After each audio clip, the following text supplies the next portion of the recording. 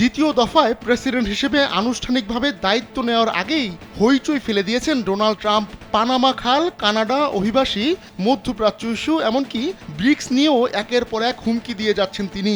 তবে ট্রাম্পের চোখ রাঙানি উপেক্ষা করে এবার ব্রিক্সে যোগ দিচ্ছে ইন্দোনেশিয়া। মার্কিন নির্বাচিত প্রেসিডেন্টকে পাত্তা না দিয়ে ইন্দোনেশিয়া এমন সিদ্ধান্ত নেওয়ায় বিশ্বের সবচেয়ে বড় মুসলিম দেশটি কতটা বিপদে পড়বে সেটাই এখন দেখার বিষয়। গেল বছরের নভেম্বরে সব জরিপকে ভুল প্রমাণ করে দ্বিতীয়বার মার্কিন প্রেসিডেন্ট নির্বাচিত হন ডোনাল্ড ট্রাম্প। নির্বাচিত হয়েই তিনি ব্রিক্সের বিরুদ্ধে হুঙ্কার দেন।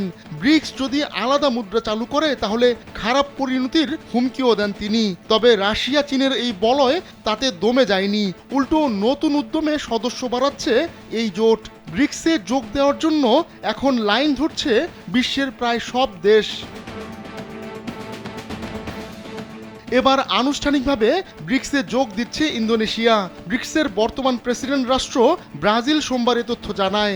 এরপর মঙ্গলবার এক বিবৃতি প্রকাশ করে ইন্দোনেশিয়ার পররাষ্ট্র মন্ত্রণালয়। তারা জানায় অন্যান্য উন্নয়নশীল দেশের সঙ্গে সহযোগিতা ও অংশীদারত্ব বাড়ানোর একটি কৌশলগত উপায় হচ্ছে ব্রিক্সের সদস্যপদ। এর আগে তথাকথিত গ্লোবাল সাউথের এই জোটে যুক্ত হওয়ার ইচ্ছা প্রকাশ করেছিল ইন্দোনেশিয়া।